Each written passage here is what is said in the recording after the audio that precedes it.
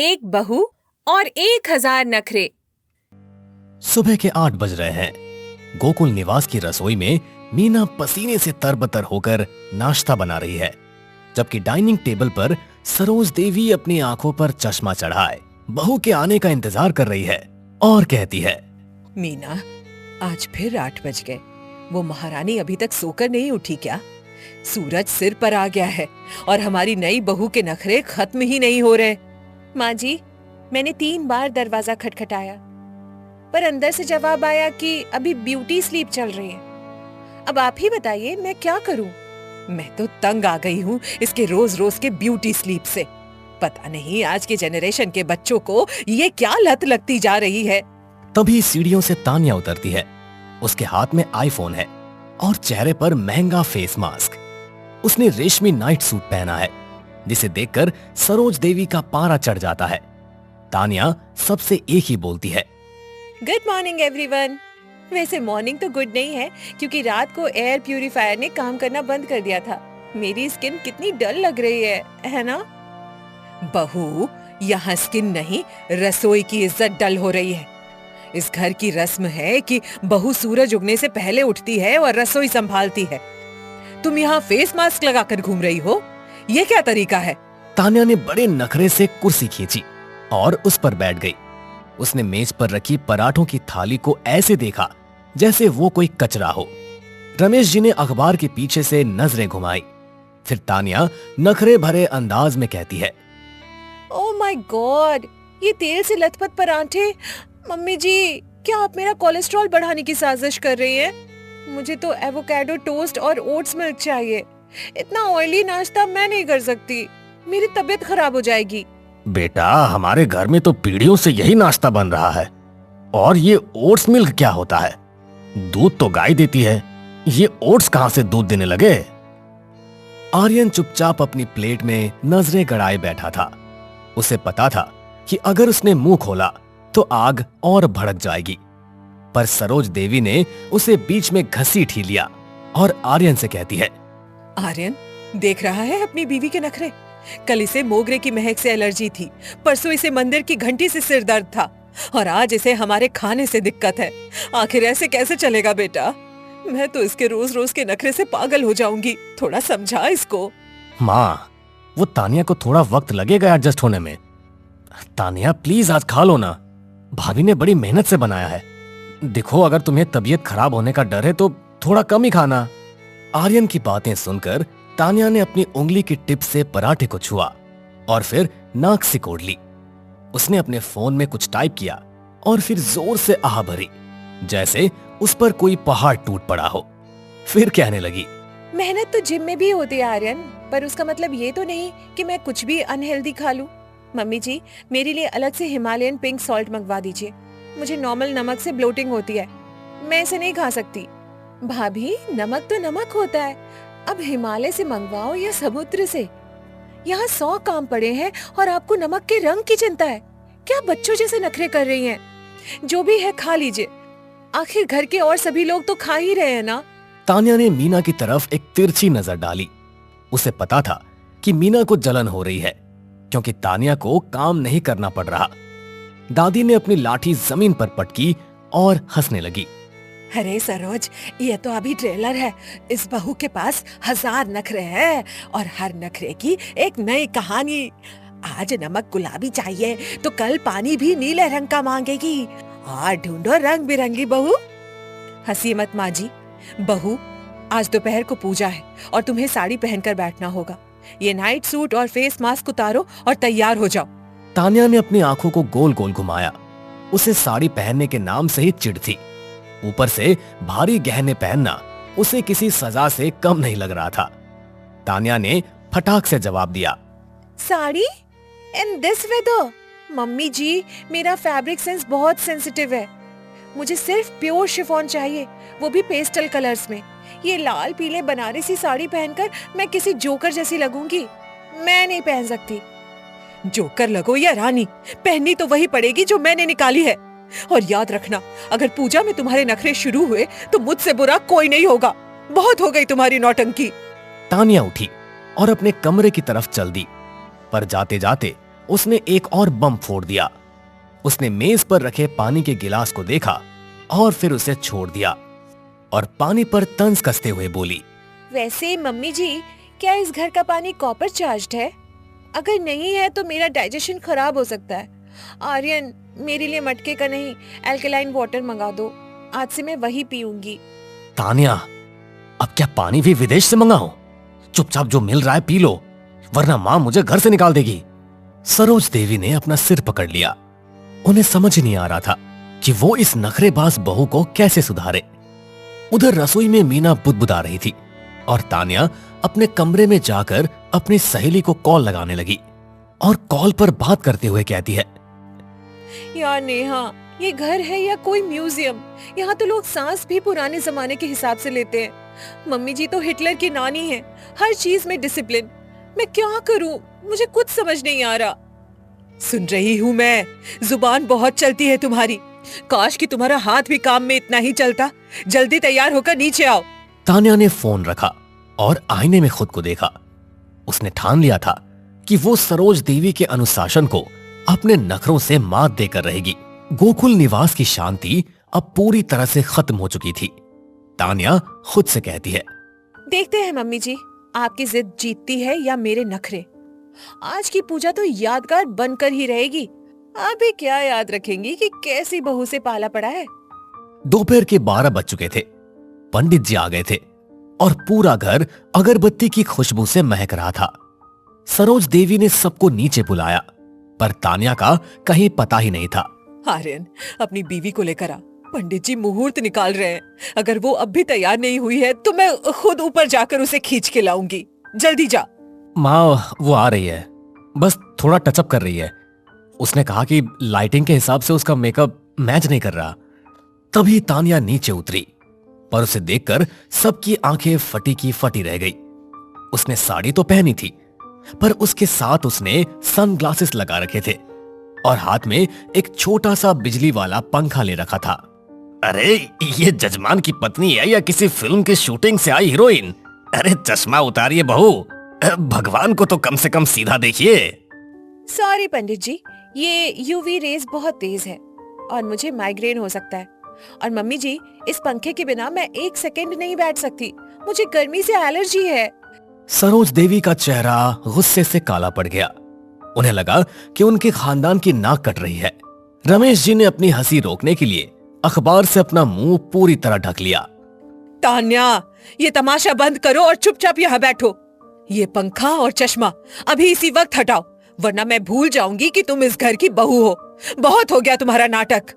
Mummy जी, rules तो rules होते हैं, पर हेल्थ इज वेल्थ। अगर मैं बेहोश हो गई तो पूजा अधूरी रह जाएगी। फिर मत कहिएगा कि मैंने नखरे किए। मैं कह रही हूँ, जब मुझे दिक्कत है तो आप क्यों नहीं समझ रही हैं? दादी ने ताली बजाई और खिलखिलाकर हंसने लगी। गोकुल निवास में आज परंपरा और नखरों के बीच एक ऐसा दंगल शुरू हुआ था जिसका अंत किसी को पता नहीं था। फिर दादी कहती है, वाह रे मेरी बहू, 1000 नखरे और एक अकेली सास। सरोज, आज तो तू हार गई। इस लड़के ने तो भगवान के सामने भी अपनी शर्त रख दी। अब आगे क्या होगा, अब भगवान ही जाने। थैंक यू दादी, कम से कम आप तो मुझे समझती हैं। अब पंडित जी, मंत्र शुरू कीजिए, पर थोड़ा फास्ट। मुझे 3 बजे अपना स्किन रूटीन फॉलो करना है। अपने हेल्थ से मैं किसी भी तरह से कोई भी कॉम्प्रोमाइज नहीं कर सकती। सरोज देवी ने हाथ जोड़कर भगवान की तरफ देखा, जैसे वो पूछ रही हो कि उन्हें पिछले जन्म के किस पाप की सजा मिली है। तान्या ने बड़े नखरे से चश्मा थोड़ा नीचे किया और मुस्कुराकर अपनी सास की तरफ देखा। पूजा खत्म हो चुकी है, पर घर का माहौल अब भी गर्म है। सरोज देवी ने तय कर लिया है कि तान्या के नखरों का इलाज काम से ही होगा। उन्होंने अपनी बड़ी बहू मीना को किनारे ले जाकर एक गुप्त योजना बनाई और उसे अच्छे से समझाया और कहा, मीना, आज शाम का पूरा खाना तान्या बनाएगी। और हाँ, रसोई की एसी और पंखा दोनों खराब कर दो। जरा देखे इसके नखरे गर्मी में कितने टिकते हैं। जब गर्मी में खाना बनाएगी तब इसकी सारी नौटंकी खत्म हो जाएगी। माँ जी, ये तो बहुत अच्छा आइडिया है। वैसे भी इसे हाथ लगाने की आदत नहीं है। आज आटे और पसीने में इसके स्किन का सारा ग्लो निकल जाएगा। तब समझ में आएगा कि काम करने और नखरे दिखाने में कितना अंतर होता है। शाम के 4 बज रहे हैं। तान्या अपने कमरे में नेटफ्लिक्स देख रही है। तभी सरोज देवी ने दरवाजा जोर से खटखटाया। उनके हाथ में रसोई की चाबियां थी और चेहरे पर एक विजयी मुस्कान। सरोज देवी तान्या से कहती है, बहू, आज मीना की तबीयत ठीक नहीं है और मेरे घुटनों में बहुत जोरों का दर्द हो रहा है। आज रात का खाना तुम्हारे हाथ का होगा। और सुनो, बाहर से ऑर्डर करने का सोचना भी मत, क्योंकि हमें बाहर का खाना खाने की आदत नहीं है। ओह गॉड, कुकिंग! मम्मी जी, किचन में तो मैं 1 सेकंड भी नहीं रुक पाऊंगी। मुझे आग की गर्मी से स्किन प्रॉब्लम हो जाती है। मेरी स्किन हीट सेंसिटिव है। डॉक्टर ने आग से दूर रहने को कहा है। सरोज देवी ने तान्या की बातों को अनसुना कर दिया और उसे खींचकर रसोई में ले गई। रसोई में घुसते ही तान्या ने अपनी नाक पर रुमाल रख लिया, क्योंकि वहां उमस बहुत ज्यादा थी। वो खुद को बहुत ज्यादा असहज महसूस कर रही थी। What? यहाँ पंखा क्यों नहीं चल रहा? और ये लाइट इतनी डिम क्यों है? आर्यन, जल्दी आओ। यहाँ सरवाइव करना मेरे बस की बात नहीं है। आर्यन अभी बाजार गया है। पंखा खराब है और मैकेनिक कल आएगा। अब चुपचाप ये सब्जियां काटो और चूल्हा जलाओ, वरना रात को सबको भूखा सोना पड़ेगा। सरोज देवी बाहर जाकर सोफे पर बैठ गई और छिपकर रसोई का नजारा देखने लगी। तान्या ने बड़े नखरे से अपने रेशमी दुपट्टे को कमर में बांधा और चाकू उठाया, जैसे वो कोई तलवार हो। ये चाकू कितना बेकार है। और ये प्याज, छी, इसकी स्मेल मेरी नाक में घुस जाएगी। मम्मी जी, क्या हमारे पास टीयर्स फ्री प्याज नहीं है? भाभी, प्याज तो रुलाने के लिए ही होते हैं। जल्दी कीजिए, वरना ससुर जी के आने का वक्त हो जाएगा और उन्हें देर से खाना पसंद नहीं है। अब नखरेबाजी बंद कीजिए। आधे घंटे बाद तान्या का बुरा हाल था। उसका फेस मास्क पसीने से बहकर उसकी गर्दन तक आ गया था। उसने गुस्से में चूल्हा जलाया, पर लाइटर काम नहीं कर रहा था, क्योंकि उसे मीना ने गीला कर दिया था। तान्या परेशान होकर कहती है, हे भगवान, ये लाइटर भी डेड है। क्या इस घर में कुछ भी स्मार्ट नहीं है? मम्मी जी, मुझे माचिस से डर लगता है। इससे विस्फोट हो सकता है। मैं आग कैसे जलाऊं? कोई दिक्कत नहीं है बहू, डरो मत। माचिस जलाओ और रोटियां तवे पर डालो। और हाँ, याद रखना, रोटियां गोल होनी चाहिए, नक्शा नहीं बनाना है। तान्या ने जैसे तैसे आग जलाई और आटा गूंथना शुरू किया।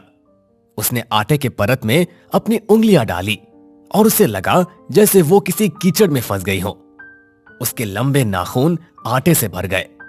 तान्या झुंझला कर कहती है, आर्यन, देखो मेरा मैनिक्योर बर्बाद हो गया। मम्मी जी, ये आटा बहुत चिपचिपा है। क्या हम रेडीमेड रोटियां नहीं मंगवा सकते? तान्या, क्या हुआ? रसोई में इतना धुआं क्यों है? माँ, आपने इसे अकेले यहाँ क्यों छोड़ दिया? ये चाय भी नहीं बना पाती, फिर ये खाना कैसे बनाएगी? आर्यन को देखते ही तान्या ने रोने का नाटक शुरू कर दिया। उसने अपने आटे वाले हाथ आर्यन के सफेद शर्ट पर लगा दिए और उसके गले लग गई। सरोज देवी ये देखकर अपनी जगह से खड़ी हो गई। आर्यन, देखो मम्मी जी मुझसे लेबर वर्क करवा रही है। यहाँ पंखा भी नहीं है और ये प्यास मुझे टॉर्चर कर रही है। मेरी आईलैशेस झड़ने लगी है गर्मी से। Labour work? खाना बनाना कर्तव्य होता है बहू। और आर्यन, तू चुप रह। आज इसे खाना बनाना ही होगा। ये इसके नखरों का डिटॉक्स है। तू बीच में मत पड़। तान्या ने अचानक एक गहरी सांस ली और अपनी आंखें पोंछी। उसके दिमाग में एक नया नखरा आया। उसने गैस बंद की और बड़े स्टाइल से अपनी गीली जुल्फें पोंछ ली और कहती है, ओके मम्मी जी, अगर आप चाहती है कि मैं कुक करूं तो मैं करूंगी, पर मेरा एक प्रोफेशनल कॉन्ट्रैक्ट है। मुझे किचन में ब्लूटूथ स्पीकर्स और एर्गोनॉमिक चेयर चाहिए, वरना मेरा पोस्चर खराब हो जाएगा। अरे भाई, ये रसोई है या जिम? बहू, जो है उसी में बना लो। हम सबको भूख लगी है, अब और कितना इंतजार करवाओगी? पापा जी, बिना म्यूजिक के मेरे पॉजिटिव एनर्जी खाने में नहीं जाएगी, और अगर खाना नेगेटिव बना तो आप सबको फूड पॉइजनिंग हो सकती है। चॉइस आपकी है, जैसा कहें। दादी अपनी व्हील चेयर पर रसोई तक आई और तानिया के आटे वाले चेहरे को देखकर जोर से ठहाका लगाया। उन्हें तानिया के पलटवार में बड़ा मजा आ रहा था। दादी बोली, सरोज हार मान ले, तेरी बहू ने हेल्थ और हाइजीन का ऐसा खेला खेला है कि तू कुछ नहीं बोल पाएगी। चल बहू, तू बाहर जा, आज मैं सबको अपनी पसंद का पकौड़ा बनाकर खिलाऊंगी। नहीं माँ जी, आज तो ये बनाकर ही रहेगी। तान्या, जाओ और रोटियां बनाओ, वरना मैं तुम्हारा ये फोन 7 दिन के लिए जब्त कर लूंगी। तानिया का चेहरा उतर गया। फोन जब्त होने की बात सुनकर उसने तुरंत बेलन उठाया। उसने पहली रोटी बेली, ऑस्ट्रेलिया के नक्शे जैसी बनी थी। उसने उसे तवे पर डाला और जानबूझकर उसे जलने दिया। ओप्स, ये तो चारकोल फ्लेवर्ड रोटी बन गई। मम्मी जी, आजकल ये बहुत ट्रेंड में, बॉडी को डिटॉक्स करता है। आप पहली रोटी खाएंगी? आपको अच्छी लगेगी। ये रोटी है या कोयला? तान्या, तुम जानबूझकर ये सब कर रही हो। मीना, जरा चखो तो ये इसने क्या बनाया है। माँ जी, दाल में नमक की जगह इसने पिसी हुई चीनी डाल दी है। ये कह रही है इसे खट्टा मीठा गुजराती टच दे रही है। पूरा घर तानिया के इस कुकिंग एक्सपेरिमेंट से दहल गया। सरोज देवी समझ गई कि तानिया को काम सिखाना यानी अपने ही पैरों पर कुल्हाड़ी मारना है। तानिया ने बड़े नखरे से अपना हाथ धोया और लोशन लगाने लगी। सॉरी मम्मी जी, मेरी क्रिएटिविटी शायद आप लोगों के टेस्ट से मैच नहीं करती। अब मैं जा रही हूँ अपना फेस वॉश करने, बहुत टैनिंग हो गई है। ओह गॉड। जा, चली जा। मीना, तू ही बना खाना। इस लड़की के 1000 नखरे सहना आसान नहीं है, पर इसके हाथ का खाना खाना मौत को दावत देना है। तानिया मुस्कुराती हुई अपने कमरे की तरफ चली गई और आर्यन को आंख मार दी। आर्यन ने राहत की सांस ली। सरोज देवी रसोई की चौखट पर माथा पकड़कर बैठ गई, जबकि दादी और रमेश जी दबे पांव हंस रहे थे। महल की ऊंची दीवारें सिर्फ पत्थर की नहीं थी, उनमें पीढ़ियों की कहानियां दबी थी। कुछ गौरव की, कुछ शर्म की, और कुछ जिन्हें कभी बाहर आने की इजाजत नहीं मिली। रात का वक्त, राजस्थान की वीरान पहाड़ियों के बीच खड़ा 200 साल पुराना महल। चांदनी उसके संगमरमर पर चुपचाप बिछी हुई है। अनन्या पहली बार इस महल में कदम रखती है। लाल जोड़े में सजी दुल्हन, लेकिन आंखों में हल्की सी बेचैनी। डरो मत अनन्या, ये घर जितना बड़ा दिखता है उतना ही शांत है। घबराने की बिल्कुल जरूरत नहीं है, तुम आराम से कदम बढ़ाओ। शांत जगहें कभी कभी ज्यादा बोलती हैं, बस आवाज सुनाई नहीं देती। और मैं घबरा नहीं रही, बस इस नई जगह का अवलोकन कर रही हूँ। राजवीर ने इसे मजाक समझा, पर अनन्या ने पहली रात कुछ महसूस किया था। महल में अजीब सी ठंडक थी, जो मौसम से नहीं माहौल से आती है। मुख्य हॉल में राजमाता देवयानी बैठी है, सफेद साड़ी, तीखी आंखें। शाही खानदान में स्वागत है। यहाँ इज्जत सबसे ऊपर होती है और सवाल कम पूछे जाते हैं। इज्जत सवालों से नहीं गिरती, गलतियों से गिरती है। मैं सिर्फ सच जानना चाहूंगी। कमरे में सन्नाटा फैल गया। नई बहू ने पहली मुलाकात में ही सीधी रेखा खींच दी थी। राजमाता की आंखों में हल्की चमक आई, जैसे शिकार और शिकारी आमने सामने हो। इतने में रणविजय सिंह हाथ में पुरानी फाइल लिए हुए धीरे धीरे अंदर आते हैं और अनन्या से कहते हैं, इस घर में जो दिखता है वही सच होता है। बाकी बातों में पढ़ना अच्छी बात नहीं है, इसलिए मेरी मानो तो तुम बस अपने काम से काम रखना। अगर सब कुछ आईने की तरह साफ होगा तो कुछ छुपाने की जरूरत भी नहीं होगी। और मैं तो बस समझना चाहती हूँ, उलझना नहीं। अनन्या की आवाज में विद्रोह नहीं था, सिर्फ जिज्ञासा थी। पर कई बार जिज्ञासा सबसे खतरनाक हथियार बन जाती है। रात गहराती है और अनन्या अपने कमरे में अकेली बैठी है। कमरा आलीशान था, सुनहरे पर्दे, झूमर, भारी पलंग, पर एक कोना थोड़ा अजीब था। दीवार पर पुरानी तस्वीर थी जो टेढ़ी लटकी हुई थी। अनन्या पास जाती है और तस्वीर में एक औरत है जिसका चेहरा हल्का खरोंचा हुआ है। अनन्या उसे गौर से देखती है, तभी दरवाजे पर दस्तक होती है। मीरा अंदर आती है और अनन्या को देर रात तक जागते हुए देखकर वो कहती है, मालकिन, रात ज्यादा हो गई है। ये महल रात में जागता है। आप जल्दी सो जाइए। ये तस्वीर किसकी है और ये चेहरा क्यों खरोचा हुआ है? ये सब क्या है? किसने किया है? ये कौन है? मीरा का चेहरा पल भर के लिए सफेद पड़ जाता है। उसकी आंखों में डर साफ था, जैसे किसी ने पुराने घाव को अचानक कुरेद दिया हो। मीरा अनन्या से कहती है, कुछ तस्वीरें देखनी नहीं चाहिए और कुछ बातें पूछनी नहीं चाहिए, क्योंकि ये महल सब याद रखता है। और सच, क्या वो भी यहीं कहीं दबा है या किसी ने उसे हमेशा के लिए मिटा दिया है? इस तस्वीर के पीछे की सच्चाई क्या है? मुझे साफ साफ बताओ। ये कौन है? बस धीरे से तस्वीर सीधी करके कमरे से बाहर चली जाती है। दरवाजा बंद होने की आवाज असामान्य रूप से भारी लगती है। अनन्या अपने कमरे में अकेली रह जाती है। बाहर हवाएं तेज हो गई है।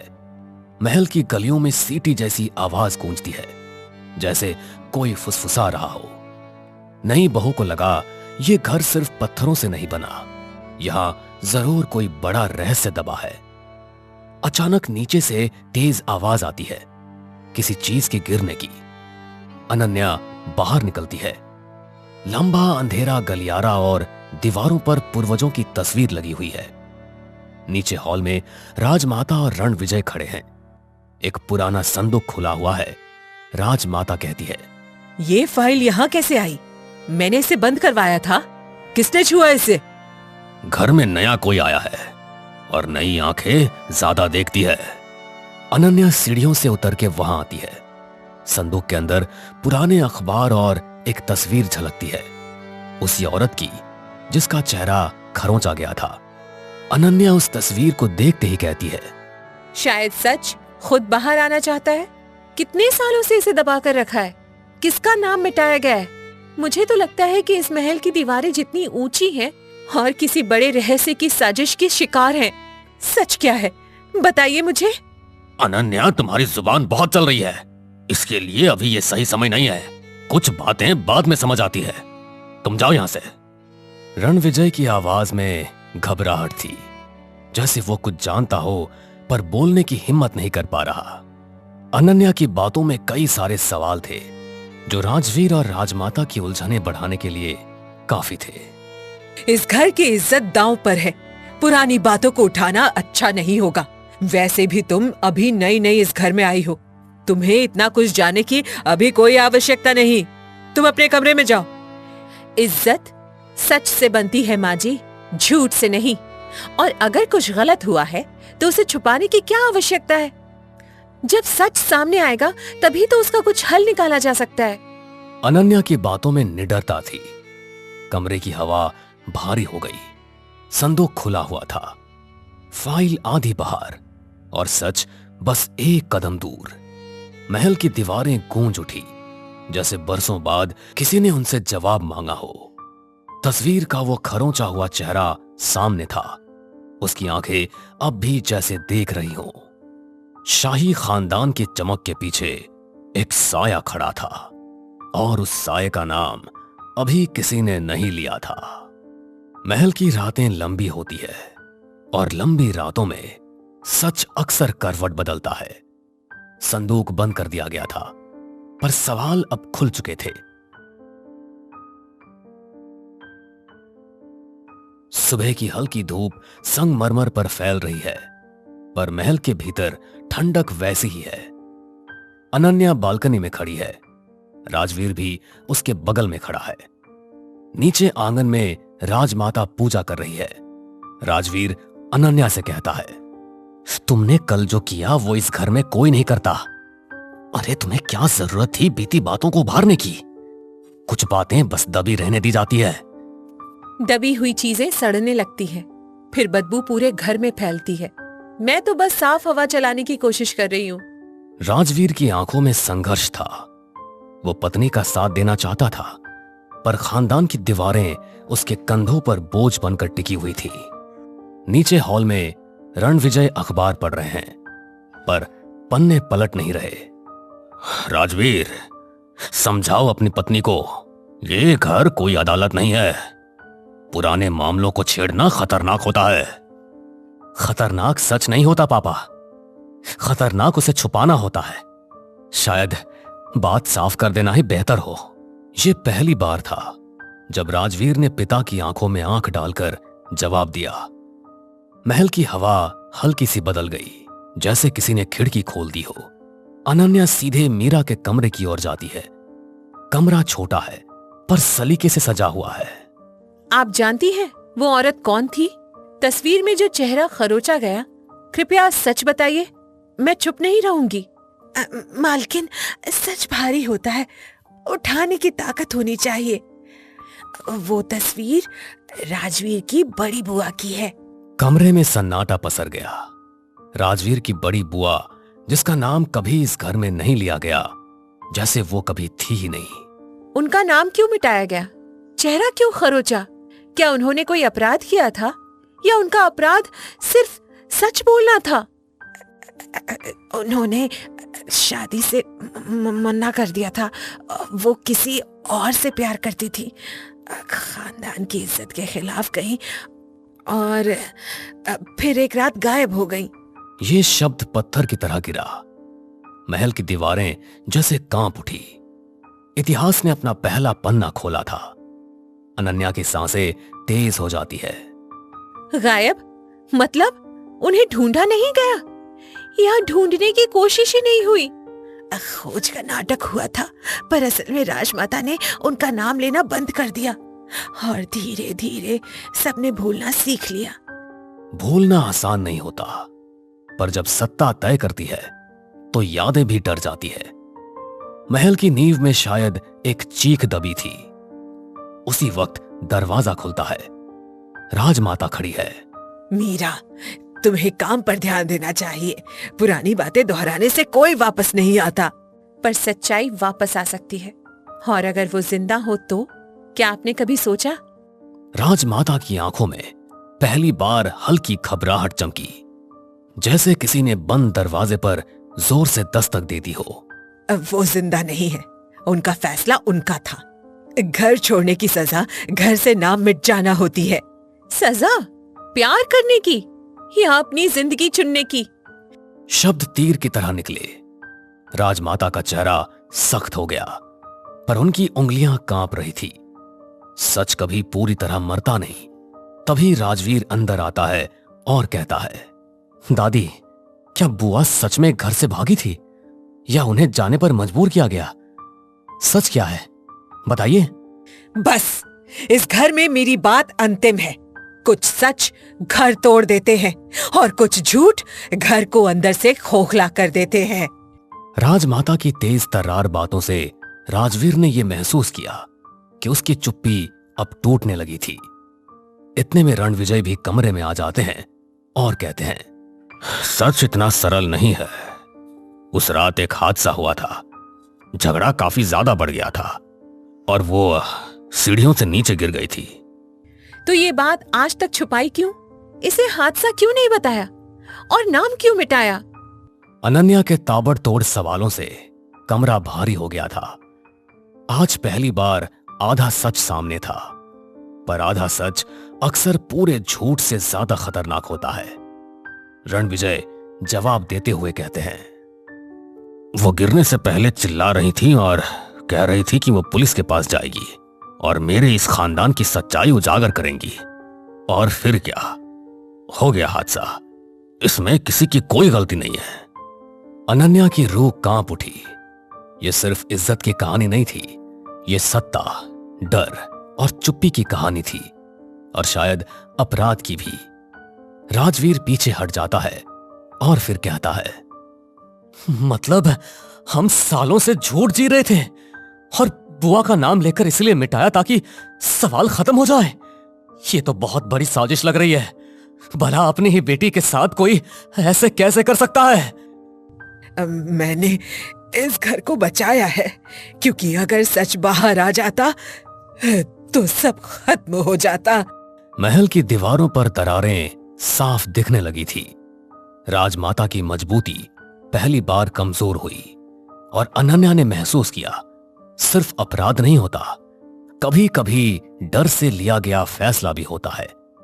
अब तो ऐसा लग रहा था जैसे सच खुद साफ होने लगा हो। शाही खानदान की नींव हिल चुकी थी। अब फैसला होना था, सच बाहर आएगा या एक और नाम मिटा दिया जाएगा। रात फिर से उतर आई थी। महल के आंगन में अजीब सी बेचैनी तैर रही थी। सच आधा बाहर आ चुका था, बाकी आधा अब किसी के सीने में धड़क रहा था।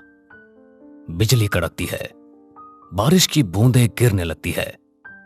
अनन्या उसी खरोंची हुई तस्वीर के सामने खड़ी है। राजवीर पीछे खड़ा है, चुपचाप खड़ा है। फिर अनन्या कहती है, हादसा कभी अचानक नहीं होता, उससे पहले बहुत कुछ होता है। क्या उस रात सिर्फ बहस हुई थी या कुछ और? अनन्या, मुझे सच जानना है। चाहे वो इस घर को तोड़ दे चाहे जोड़ दे, मुझे इससे कोई मतलब नहीं है। मैं बस अब झूठ में नहीं जी सकता। राजवीर के शब्दों में पहली बार डर से ज्यादा साहस था। अनन्या ने महसूस किया, अब ये उसकी अकेली लड़ाई नहीं रही, अब ये आने वाली पीढ़ियों की भी लड़ाई थी। हॉल में सब इकट्ठा है। राजमाता कुर्सी पर बैठी है, चेहरा कठोर, और रणविजय खिड़की के पास खड़े हैं। आपने कहा वो सीढ़ियों से गिरी थी, पर गिरने से पहले वो पुलिस के पास जाने की बात क्यों कर रही थी? आखिर किस बात का पर्दाफाश करना चाहती थी? वो परिवार की संपत्ति के कागज देख चुकी थी। उन्हें पता चल गया था कि हिस्से में धोखा हुआ है। कमरे में जैसे किसी ने बम गिरा दिया हो। ये इज्जत का मामला नहीं था, ये तो लालच का मामला था, और लालच खून से भी ज्यादा गहरा दाग छोड़ता है। तभी राजवीर बोलता है, मतलब बुआ को उनका हक दिया ही नहीं गया, और जब उन्होंने आवाज उठाई तो उन्हें चुप करा दिया गया। ये कैसा न्याय है? चुप कराया नहीं, उन्हें समझाया गया था, पर वो घर की मर्यादा तोड़ना चाहती थी, इसलिए ऐसा हुआ। वैसे भी घर की इज्जत हमें किसी के जान से भी ज्यादा प्यारी है। राजमाता का इतना कठोर शब्द सुनकर सबके होश उड़ गए। मर्यादा शब्द तो इस घर में ढाल की तरह इस्तेमाल हुआ था, और घर की इज्जत की तुलना किसी के जान से ज्यादा प्यारी इस वाक्य ने सबको हिलाकर रख दिया था। अनन्या कहती है, मर्यादा के नाम पर अधिकार छीन लेना या किसी की जान ले लेना कहाँ का न्याय है? उस रात क्या हुआ था? सच सच बताइए। देखो, बहस काफी बढ़ चुकी थी। मैंने उनका हाथ पकड़ा, वो छूटकर पीछे हटी और सीढ़ियों से नीचे गिर गई। तो आपने रिपोर्ट क्यों नहीं की? क्यों इसे हादसा घोषित नहीं किया? नाम क्यों मिटाया? अगर पुलिस आती तो संपत्ति, प्रतिष्ठा सब चला जाता। मैंने घर बचाने के लिए ऐसा किया। घर बचा लिया गया, पर इंसान खो गया, और खोई हुई आत्माएं दीवारों में बस जाती है। मीरा आगे बढ़ती है और कहती है, मालकिन आखिरी सांस तक कह रही थी मेरा सच सामने आएगा, पर उस रात उन्हें चुप करा दिया गया। हम सब चुप रहे। चुप्पी सबसे बड़ा अपराधी थी, जिसने सच को दफनाया और सालों तक महल के अंदर को खोखला करती रही। राजवीर कहता है, आज से उनका नाम वापस आएगा। सच स्वीकार करने से घर टूटता नहीं, झूठ से टूटता है। आज फैसला कर लीजिए। राजमाता की आंखों में हार नहीं थी, बस थकान थी, सालों तक सच को दबाने की थकान। ठीक है, कल पुलिस को बयान दिया जाएगा और उनकी संपत्ति का हिस्सा उनके नाम से ट्रस्ट में चला जाएगा। मैंने बहुत साल झूठ को छिपा लिया, अब और नहीं, मैं गवाही दूंगा। सदियों पुरानी दीवारें आज पहली बार शांत थी। राजसी शान अब भी थी, पर उसके नीचे छुपा अंधेरा उजाले में बदल चुका था। सच ने इस खानदान को तोड़ा नहीं, उसे साफ किया, और हवेली जो सालों से फुसफुसा रही थी, आज पहली बार खामोश होकर मुस्कुरा रही थी। अरे नैना, इस कटोरी में क्या लेकर आई हो? आज कुछ घर में नया बना है क्या? नहीं नहीं, कुछ नहीं, बस ये थोड़ा सा अचार था। अच्छा अच्छा, वैसे भी खुशबू तो काफी अच्छी आ रही है। रुको मैं जरा चख कर देखता हूँ। हाँ क्यों नहीं, खाकर देखो ना। रोटी और दाल के साथ मिलाकर खाना और ज्यादा टेस्टी लगेगा। हाँ, सच में काफी ज्यादा टेस्टी लग रहा है। वैसे कहाँ से खरीद कर लाई हो इसे? अरे आप तो कुछ भी बोलते रहते हो, हर चीज खरीदने की थोड़ी होती है। इसे तो मैंने अपने हाथों से आपके लिए बनाया था।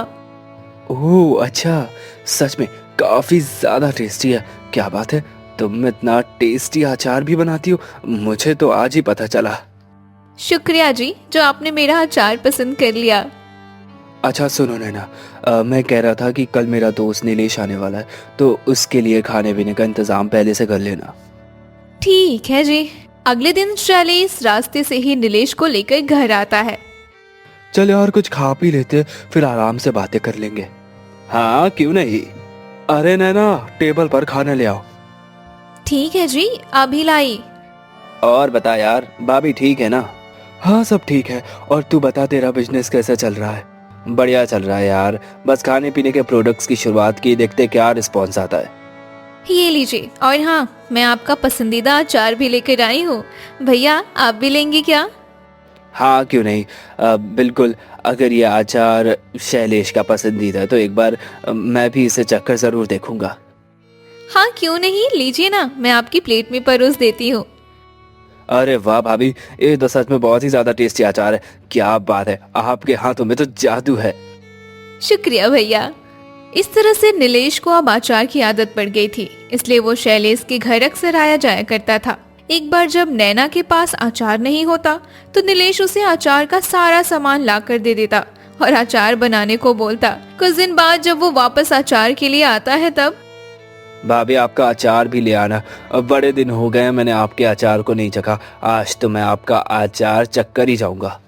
जी वो लेकर ही आ रही थी। वैसे आज मैंने अचार से ज्यादा टेस्टी कुछ बनाया है। आज मटर पनीर की सब्जी और पूरी बनी है, तो अचार को छोड़िए ना, इसे खाइए।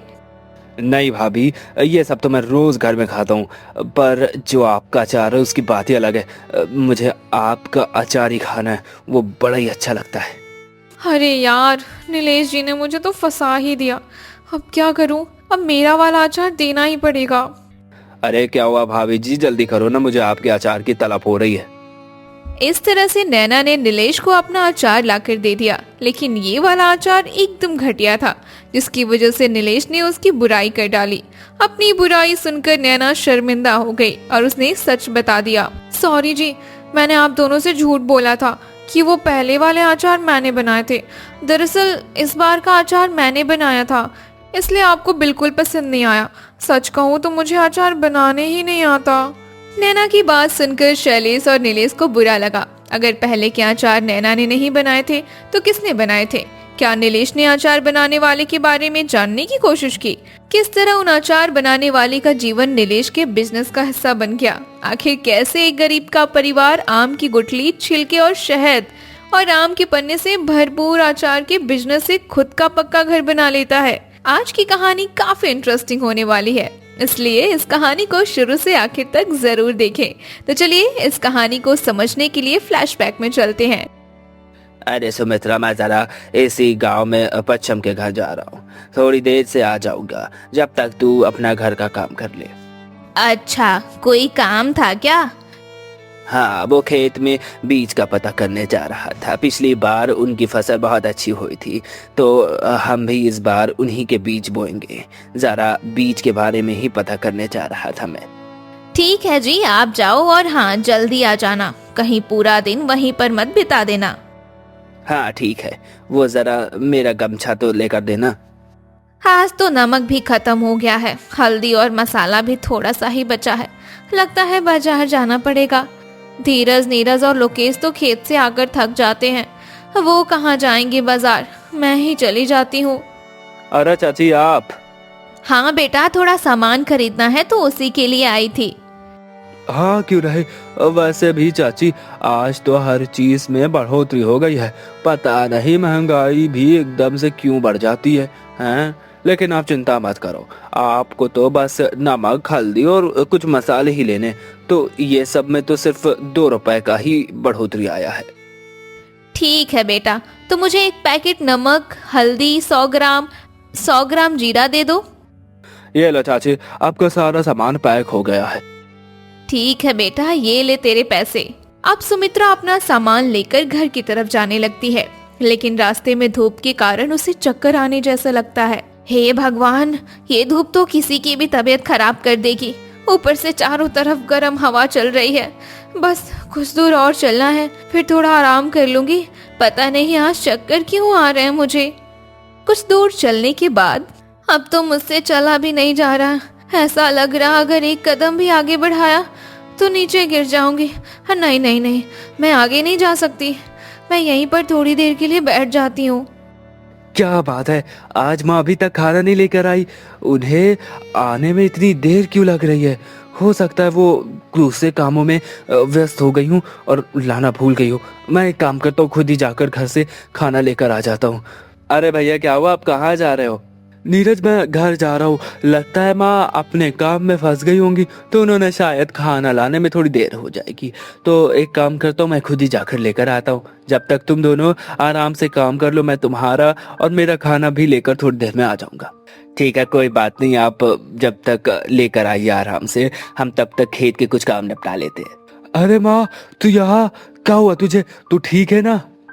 अब बेटा, मैं जरा घर के कुछ सामान लेने दुकान गई थी। आते समय थोड़ा चक्कर आने लगे थे, इसलिए यहीं पर बैठ गई। अरे अरे, ये क्या बात हुई? तुझे मुझे बताना चाहिए था। गर्मी इतनी बढ़ गई है और बाहर बहुत तेज धूप है। तेरा इस उम्र में धूप में यूं आना जाना बिल्कुल भी ठीक नहीं है। अगर कुछ सामान लाना होता है तो हमें बता देती, कल सुबह हम खरीद लाते। अच्छा चल, वो सब छोड़।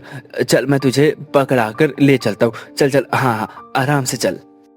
माँ को घर छोड़ने के बाद धीरज खाना लेकर खेत पहुँचता है। अगले दिन से सभी भाई माँ को आराम देने के लिए खुद ही खाना बनाने लगे। लेकिन अगले दिन जब सुमित्रा घर के बाहर झाड़ू लगा रही थी, तभी अचानक नीचे गिर गई। कई घंटों तक वो नीचे ही पड़ी रही। अब उसके तीनों बेटे वहाँ पहुँचे तो दौड़कर उसके पास गए। हे भगवान, ये माँ को क्या हो गया? माँ यहाँ पर क्यों गिरी पड़ी है? माँ उठो माँ। क्या हुआ माँ? लगता है माँ को चक्कर आ गया। रुको भैया, मैं अभी पानी लेकर आता हूँ। माँ, कुछ तो बोलो, क्या हुआ है तुझे? नहीं, ये नहीं हो सकता। क्या हुआ भैया? क्या नहीं हो सकता? लोकेश, माँ अब इस दुनिया में नहीं रही। नहीं नहीं, ये नहीं हो सकता। उठो माँ, तुम हमें छोड़कर नहीं जा सकती माँ। उठो, भगवान के लिए अपनी आंखें खोल दो माँ। हे भगवान, ये तूने क्या अटका डाला? इन बच्चों को रोता देखकर तो मुझसे नहीं रहा जाता। अगर मैंने हिम्मत नहीं की तो ये सभी टूटकर बिखर जाएंगे। मुझे इन्हें संभालना ही होगा। माँ, तुझे अचानक क्या हो गया माँ? शांत हो जाओ बेटा। जो होना था उसमें सिर्फ भगवान की ही मर्जी थी। अब होनी को कौन टाल सकता है? तुम सबको हिम्मत करनी होगी। मैं तुम्हारे पास हूँ तो तुम्हें दुखी होने की कोई बात नहीं है। कुछ समय बाद सभी ने खुद को संभाला और माँ का अंतिम संस्कार कर दिया। समय बीतता गया और सभी को काम धंधे में परेशानी होने लगी। इसी के चलते बिजरपाल ने एक एक करके अपने तीनों बेटों की शादी कर दी। अब घर में 3 बहू आने के बाद जिम्मेदारियां सभी में बंट गईं। एक दिन वो तीनों लकड़ियां लेने पास के ही बगीचे में जाती हैं। अरे वाह, यहाँ तो छाँव में कितनी अच्छी हवा चल रही है। कुछ देर इस पेड़ के नीचे बैठ लेते हैं, फिर लकड़ियां काट कर लेकर घर जाएंगे। वैसे दीदी, हमारे घर में सासू माँ के ना होने से कितना सूना लगता है ना। हाँ, सो तो है। अब क्या करें, हमारे नसीब में यही घर लिखा था तो मिल गया। ठीक ही तो है हमारा नसीब। मैंने सुना है घर में सास होने पर हर काम के लिए ताने सुनने पड़ते हैं। नहीं ज्योति, हर किसी की सास एक जैसी नहीं होती। हो सकता है हमारी सास हमें बेटियों की तरह प्यार करती। अरे ये देखो दीदी, ये तो आम गिर रहे हैं। लगता है हवा की वजह से इस आम के पेड़ से आम गिरने लगे हैं। हाँ, जरा इन्हें उठाकर तो ला। चल एक एक करके चक्कर देखते हैं। आम तो अच्छे लग रहे हैं। तू भी खाना, फिर बाकी के आम घर ही ले चलते हैं। अगले दिन गांव में खबर फैली कि एक आदमी गर्मी की लू से मर गया। ये सुनकर देवरानी और जेठानी को अपने पति की चिंता होने लगी। हे भगवान, न जाने उस बेचारी की पत्नी का क्या हाल होगा। दीदी, कहीं हमारी सासू माँ को भी तो लू नहीं लग गई थी ना? हाँ, हो भी सकता है, लेकिन अब से हमें खुद और अपने परिवार का ख्याल रखना होगा। हाँ ज्योति, तू ठीक कहती है। मेरे मन में ना एक ख्याल आया है, जो आम कल हम लेकर आए थे ना, उसका पन्ना बना लेते हैं और खेत पर जाते समय हम उन्हें दे देंगे। सुना है आम का पन्ना लू लगने से बचाव करता है। हाँ दीदी, आपने सही कहा, इससे हमारी पत्तियों को लू भी नहीं लगेगी। ये खेतों की एक ही प्रकार की सब्जी खा खा कर तो मेरा मन ही उग गया है। अब क्या करें दीदी, हमें जो मिलता है बनाने को उसे ही बना लेते हैं। कोई बात नहीं ज्योति, अब हमारे घर की हालत वैसी नहीं है कि रोज बाजार से तरह तरह की चीजें मिल सके। हमारे आने से थोड़ा खर्चा भी तो बढ़ गया ना, तो हमें अपने पतियों की हालत को सोचकर घर में जो भी है रूखा सूखा उसी में संतुष्ट रहना होगा। ठीक कहती हो दीदी, वैसे भी पेट ही तो भरना है, इसमें क्या बहस करनी। हम सभी अपने मन को समझा ही लेंगे। अच्छा सुनो, घर में कुछ आम है ना, उनकी चटनी बना लेते हैं, हो सकता है थोड़ा मन बदल जाए। ठीक है दीदी, आप लोग खाना निकालो, मैं अभी चटनी पीस कर लाती हूँ, फिर हम एक साथ मिलकर खाएंगे। अरे वाह, ये तो बड़ी ही स्वादिष्ट चटनी बनी है। हाँ दीदी, कहाँ हम एक ही सब्जी से बोर हो गए थे, इस चटनी ने तो हमें अलग ही स्वाद चखा दिया। हाँ सही है, अब तो आम का सीजन भी चल रहा है, तो बाजार में आम सस्ते भी मिल रहे होंगे। हाँ क्यों नहीं, हम कुछ पैसे बचाकर बाजार से आम खरीद लेते हैं, फिर उनका अचार बना लेंगे। कुछ दिन बाद तीनों ने मिलकर अचार तैयार कर लिया और डिब्बे में रख दिया। लेकिन डिब्बे में रखा अचार बेस्वाद सा लग रहा था। किसी को पसंद न आने पर लोगों ने उसे मजबूरी में खाकर खत्म करना ही समझा। एक दिन ज्योति मटके का पानी सभी को देकर खुद पी रही थी। दीदी, ये जो हमारे घर का मटका है ना, किसी फ्रिज से कम नहीं है, बस इसमें बिजली का तार ही नहीं है, यही एक कमी रह गई है इसमें। अरे दीदी, आप भी ना, कहाँ फ्रिज कहाँ ये मटका। फ्रिज में हम खाना और फल रख सकते हैं और ज्यादा ठंडा पानी कर सकते हैं। इस मटके में आप उसके जैसी कौन सी बात दिख गई। सही बात है, वैसे भी अगर मटका ही फ्रिज बन जाता तो फ्रिज बनाने वाली कंपनियां क्या आम अचार डालने के लिए खुली रखती। हाँ दीदी, आपने ठीक कहा, मैं तो बस ऐसे ही मजाक कर रही थी। आप भी ना दीदी अजीबोगरीब मजाक करती रहती हो। हमारा मटका वैसे चमत्कारी है, खुद बाहर की हवा सोखकर अंदर के पानी को अपने ही ठंडा कर देता है। हवा अंदर जाने की बात से मुझे कुछ याद आया, कहीं हमारे डिब्बे वाले अचार में हवा ना जाने की वजह से तो अचार नहीं खराब हो गया ना। हाँ हो भी सकता है, किसी चीज को एकदम से बंद कर दो तो उसमें बदबू तो आने ही लगती है। हाँ ये तो है, अगर हम अपना अचार मटके में बनाकर रखें और ऊपर से सूती कपड़ा से बांधें तो कैसा रहेगा। फिर तो मटके के ऊपर और चारों तरफ से उसमें हवा जाएगी, इससे अचार बदबू भी नहीं करेगा और अच्छा भी लगेगा। इस तरह से तीनों ने मिलकर इस बार ज्यादा अचार बनाया और तीनों मटकों में भरकर रख दिया। एक दिन उनकी पड़ोसन नैना मटके देखकर उनके घर के बाहर आती है। अरे मोनिका, ये तुम लोगों ने मटकों में क्या रख दिया। हाँ दीदी, ये हमने अचार बनाया था, जो उसी को थोड़ा धूप दिखा रहे हैं। अच्छा, वैसे खुशबू तो बहुत अच्छी आ रही है, जरा एक चखाओ तो मुझे। हाँ दीदी, अभी देती हूँ। अरे ज्योति, जरा घर में से एक कटोरी तो लाना। हाँ दीदी, ये लो कटोरी। ये लो दीदी, खाकर देखो और हमें भी बताओ कि हमारा अचार कैसा बना है। वाह, मजा आ गया, ये तो बहुत ही टेस्टी लग रहा है। सच में तुम्हारा अचार तो बहुत ही अच्छा है। शुक्रिया दीदी।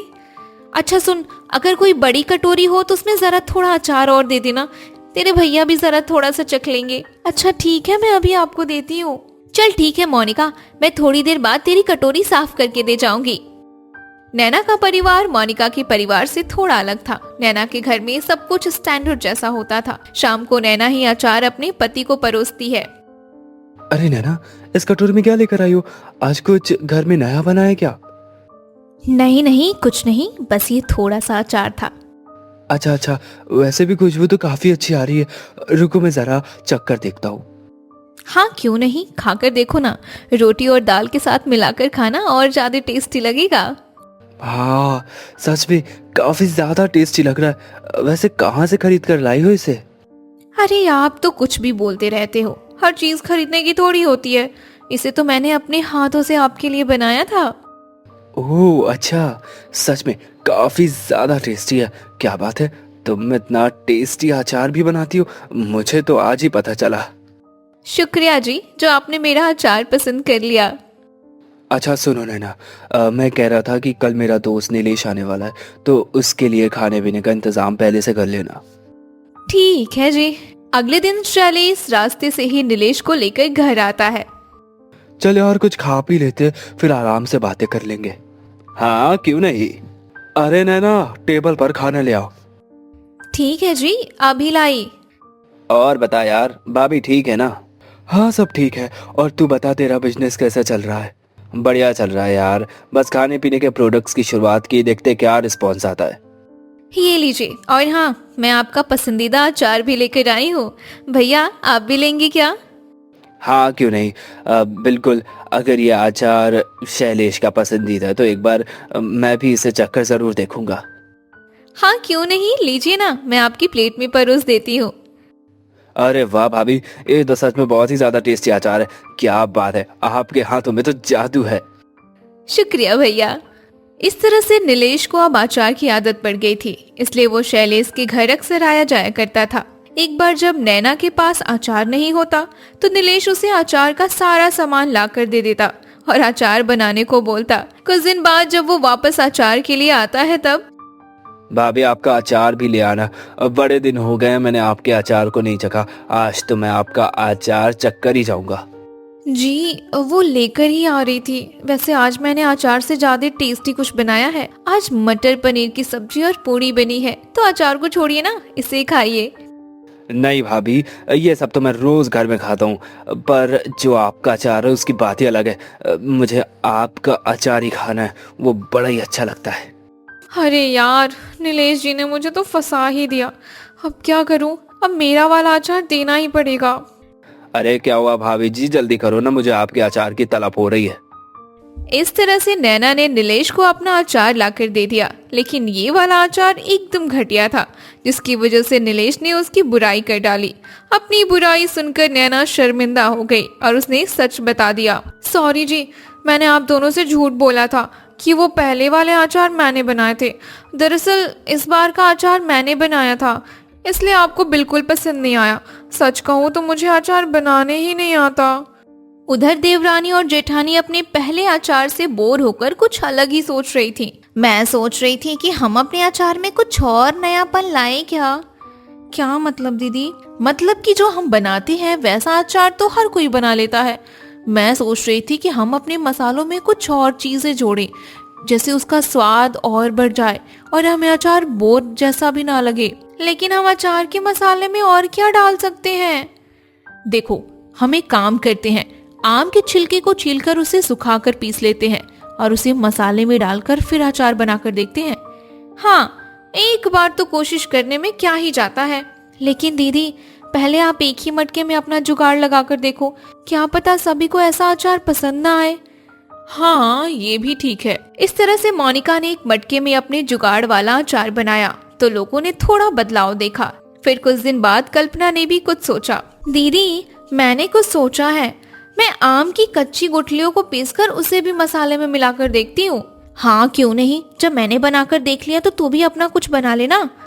हाँ दीदी, मैं तो सोच रही हूँ कि आपका भी अचार टेस्ट करके देख ही लेती हूँ। अरे कल्पना, तूने अपने जुगाड़ वाला अचार बनाया कि नहीं? हाँ दीदी, बना दिया, बस मैं आज खाने पर सभी को देने वाली हूँ। आप लोग भी मेरे अचार को स्वाद करके बताना।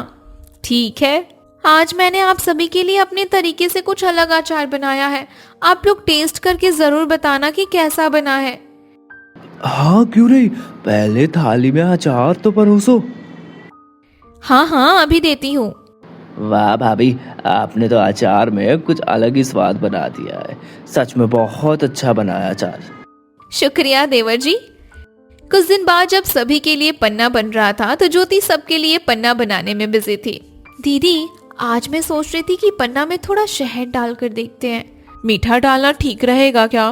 दीदी, एक बार शहद वाला पन्ना पीकर देखते हैं, क्या पता पसंद आ जाए। ज्योति, तुम बना लो पन्ना। बड़ी दीदी, पहले आप ही पीकर बताओ कैसा बना है।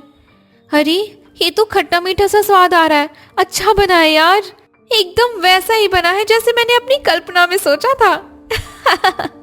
इसलिए तो मेरा नाम कल्पना है, क्योंकि तू हर बात की कल्पना ज्यादा करती है। दीदी, एक बात कहूँ, अगर मैं भी इस पन्ने से अलग हांडी में अचार बनाऊं तो?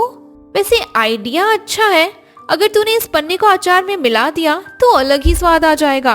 कुछ दिन बाद ज्योति ने भी अपना अचार बना डाला। उसका अचार भी सभी को बहुत पसंद आया। एक दिन अचानक नीलेश उनके घर पहुंचता है। मोनिका, कल्पना और ज्योति जी, आप ही हो ना? हाँ जी, कहिए, आप कौन? मैं आपके पड़ोस में रहने वाली नैना जी का रिश्तेदार हूँ। एक बार भाभी ने मुझे आप ही के अचार खिलाए थे। मैं एक बिजनेसमैन हूँ। अगर आपको एतराज ना हो तो क्या आप मेरे लिए अचार बनाने का काम करेंगी? दरअसल मुझे आपका अचार मार्केट में उतारना है। इसके बदले मैं आपको अच्छे पैसे दूंगा। क्या हमारे अचार के बदले हमें पैसे मिल सकते हैं? जी बिल्कुल। तभी देवरानी और जेठानी के पति भी वहाँ पहुँच जाते हैं। आप कौन? ये हमारे पड़ोसी के रिश्तेदार हैं। ये अपने बिजनेस में हमारा अचार मांग रहे हैं और बदले में हमें पैसे भी दे रहे हैं। क्या तुम सच बोल रही हो? हाँ जी, अगर आपको एतराज ना हो तो आपकी पत्नियां मेरे लिए काम कर सकती है। हाँ क्यों नहीं, लेकिन हमारी घर की बहुएं काम करने बाहर नहीं जाती। अरे कोई बात नहीं, आप परेशान न होइए। इन लोगों को बस घर में अचार बनाना है, बाकी सामान मैं इन्हें लाकर खुद दे दूंगा। फिर तो हमें कोई दिक्कत नहीं है, हमारी बहुएं आपके लिए काम जरूर करेंगी। इस तरह से मोनिका, कल्पना और ज्योति नीलेश के बिजनेस के लिए अलग अलग वैरायटी में अचार बनाने लगे। उनके अचार के स्वाद ने लोगों का मन लुभाया और नीलेश का बिजनेस एकदम से ऊपर उठ गया। इस तरह से मोनिका, कल्पना और ज्योति महीनों का 40,000 रुपए कमाने लगी। कुछ ही समय में उनके परिवार ने नया घर बनवा लिया और गांव में आराम की जिंदगी जीने लगे। हर बात पर तमाशा खड़ा करने वाला ससुराल। आरती, ये चाय तुमने बनाई है ना? इतनी फीकी क्यों है? कोई स्वाद ही नहीं आ रहा। घर में काम करते वक्त ध्यान कहाँ रहता है तुम्हारा? माँ जी, मैंने ठीक से ही तो बनाई थी। अगर चीनी कम है तो अभी डाल देती हूँ। इतनी सी बात पर आप नाराज मत होइए। चाय की एक चुस्की ने फिर से माहौल गर्म कर दिया। और ये कोई पहली बार नहीं था और शायद आखिरी भी नहीं। इस घर में एक छोटी सी गलती को भी बड़ी बना दी जाती थी। आरती की बातें सुनकर सीमा कहती है, माँ जी ठीक कह रही हैं आरती, काम में थोड़ा और ध्यान रखना चाहिए। अगर ऐसे ही रसोई बनाने की तुम्हारी आदत रही तो किसी दिन मेहमान आएंगे तो क्या कहेंगे? दीदी, रोज रोज सुनकर अच्छा नहीं लगता। मैं सीख रही हूँ, पर हर बात सबके सामने मत कहिए। थोड़ा प्यार से भी समझाया जा सकता है। सीमा को लगा जैसे उसकी बात काट दी गई हो। उसे याद आया जब वो नई नई आई थी तब उसने कुछ नहीं कहा था, पर समय बदल गया था और बहुएं भी। अरे सुबह सुबह फिर क्या शुरू हो गया? चाय में चीनी कम है तो डाल दो ना। इतना बड़ा मुद्दा बनाने की क्या जरूरत है? तुम्हें तो सब मजाक ही लगता है। घर की इज्जत ऐसे नहीं बनती। छोटी छोटी लापरवाही से आदत बिगड़ती है। विमला देवी को लगता था कि सख्ती से ही केवल घर को संभाला जा सकता है। उन्हें डर था कि ढील देने से सब हाथ से निकल जाएगा, पर सख्ती कब ताने में बदल जाती है ये उन्हें भी पता नहीं चलता था। भाभी, आप हर बात दिल पर क्यों ले लेती हो? माँ तो बस सिखा रही है। इतना सोचने की क्या बात है? दिल पर ना लूं तो और क्या करूं? हर बार सबके सामने बोलना अच्छा लगता है क्या? कभी अकेले में भी समझाया जा सकता है। आरती की आवाज धीमी थी, पर उसके शब्द साफ थे। उसे गलती से ज्यादा अपमान चुभता था। हर बार उसे लगता था जैसे उसे कटघरे में खड़ा कर दिया गया हो और वो कोई बहुत बड़ी गुनहगार हो। अरे बस करो अब, रोज यही सब क्यों होता है? सुबह का समय है, शांति से रहो ना। इतनी सी बात को इतना मत बढ़ाओ। तुम्हें तो अपनी बीवी ही सही लगेगी। माँ तो गलत हो गई अब। क्या मैंने तुम्हें यही दिन देखने के लिए पाला था? विवेक की हालत हमेशा एक जैसी रहती थी।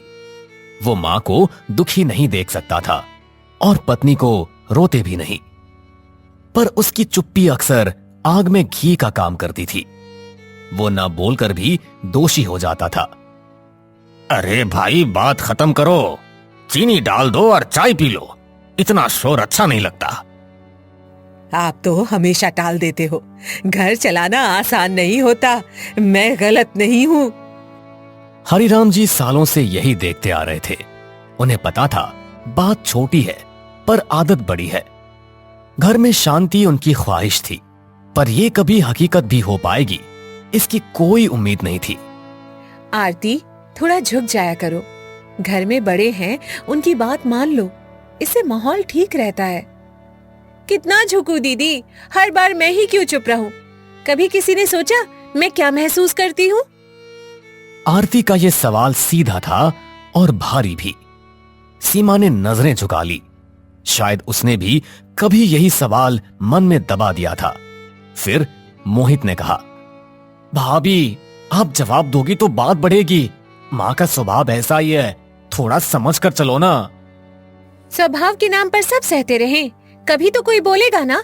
हर बात पर तमाशा क्यों बनता है? कमरे में एक पल को सन्नाटा छा गया। आरती ने वो कह दिया था जो सब सोचते थे। इस घर में आवाज उठाना ही सबसे बड़ा जुर्म था। फिर काजल ने कहा, आप बात को ज्यादा बढ़ा रही हो भाभी।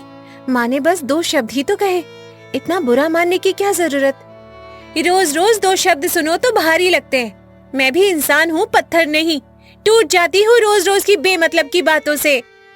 आरती की आंखें हल्की सी भर आई, पर उसने आंसू गिरने नहीं दिए। उसे पता था रोने पर भी यही कहा जाएगा, ड्रामा कर रही है। फिर विवेक आरती की साइड लेते हुए विमला से कहता है, माँ सच में हर बात पर इतना मत बोलो। अरे हम सबको थोड़ा आराम रहना चाहिए। और वैसे भी घर डर से थोड़ी चलता है।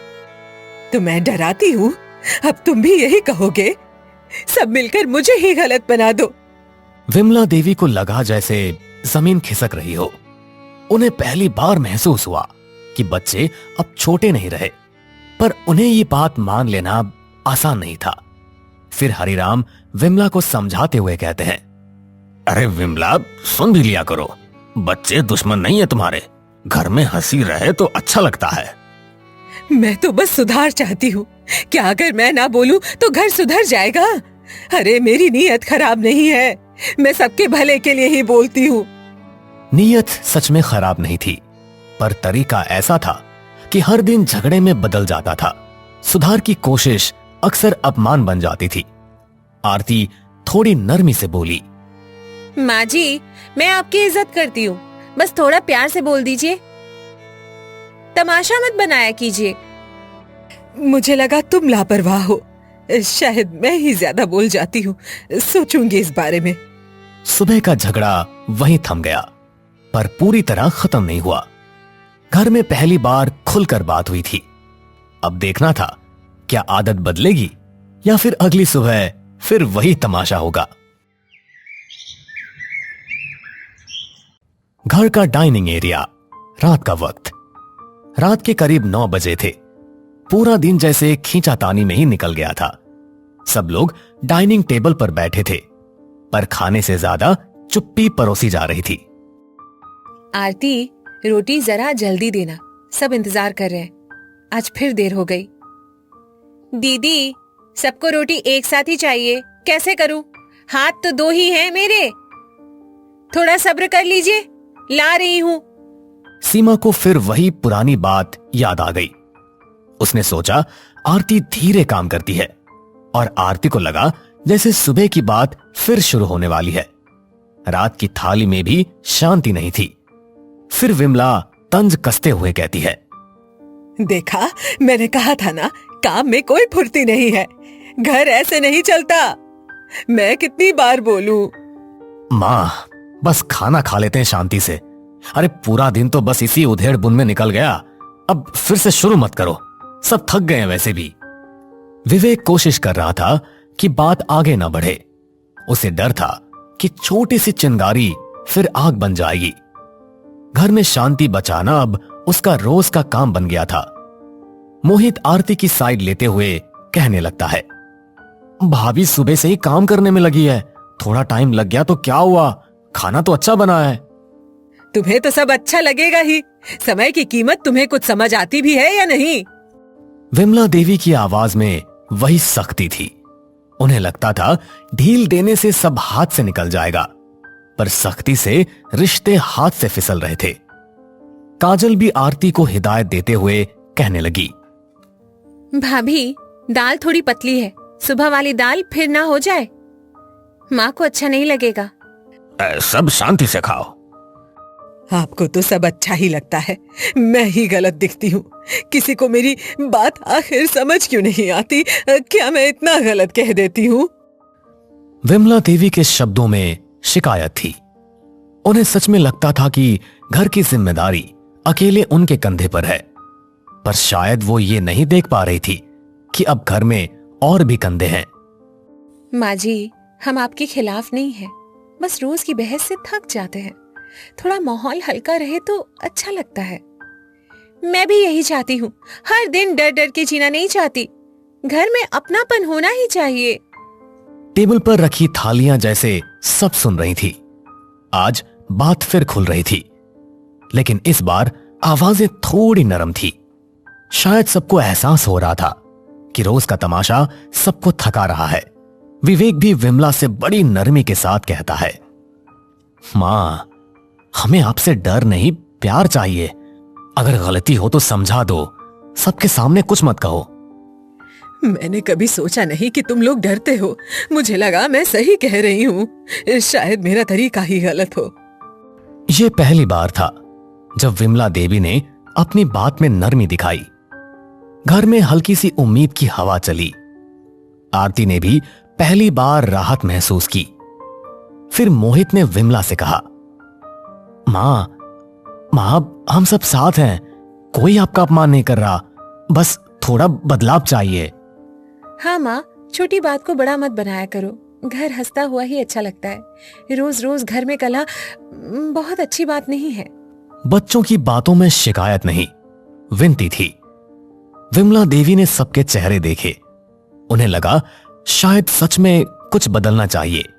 फिर धीरे स्वर में बोली, ठीक है, कोशिश करूंगी। हर बात पर नहीं बोलूंगी, पर तुम लोग भी ढंग से काम करना। मैं पूरी कोशिश करूंगी माँ जी। बस इतना चाहती हूँ कि बात प्यार से हो, घर घर जैसा लगे तो अच्छा है। उस रात का खाना पहली बार बिना किसी लड़ाई झगड़े के खत्म हुआ। अगली शाम घर में अजीब सी खामोशी थी। कल की बातों ने सबको सोचने पर मजबूर कर दिया था। आज तय होना था कि ये घर बदलेगा या फिर वही पुराना तमाशा लौटेगा। सबको थोड़ी देर बैठना है, मुझे कुछ कहना है। आज कोई बीच में नहीं बोलेगा। हाँ मां, बोलिए, हम सब सुन रहे हैं, आप आराम से कहिए। विमला देवी के हाथ में चाय का कप था, पर आवाज में हल्की घबराहट थी। पहली बार वो शिकायत नहीं, सफाई देने जा रही थी। घर की हवा भारी थी। मुझे लगता था सख्ती से घर संभलता है। मैंने यही सीखा था अपनी सास से, पर शायद अब समय बदल गया है। समय बदलता है तो तरीके भी बदलते हैं, और घर कभी भी डर से नहीं, समझ से चलता है। हम सबको ये बात सीखना चाहिए। हरिराम जी की आवाज में ठहराव था। वो हमेशा चुप रहते थे, पर आज उनकी बात सीधी दिल में उतर रही थी। विमला देवी ने पहली बार उनकी तरफ देखा, बिना तकरार के। तभी सीमा भी बोल पड़ी, माँ जी, पापा ठीक कह रहे हैं। समय के साथ साथ बदलाव बहुत जरूरी है। हर समय एक जैसा नहीं होता। मुझसे गलती हो सकती है, पर हर बार सबके सामने आपका मुझे डांटना बिल्कुल भी अच्छा नहीं लगता है। दोनों बहुओं की आवाज में शिकायत कम, दर्द ज्यादा था। ये वही दर्द था जो सालों से जमा हो रहा था। आज वो शब्द बनकर बाहर आ गया था। मोहित भी अपनी राय रखते हुए कहता है, मां, घर में बात छोटी होती है, पर जब आप ऊंची आवाज में बोलती है तो बात बड़ी हो जाती है, और इसीलिए सब डर जाते हैं। मैं भी कई बार बिना सोचे बोल देती हूँ। शायद मुझे भी अपनी आदत सुधारनी चाहिए। ऐसा नहीं बोलना चाहिए। काजल ने सिर झुका लिया।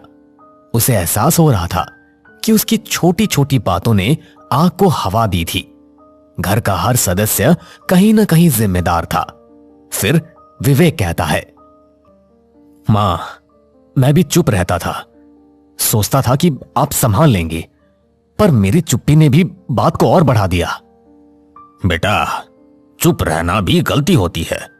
घर सबका होता है जो भी घर में रहता है, और इसीलिए जिम्मेदारी भी सबकी होनी चाहिए।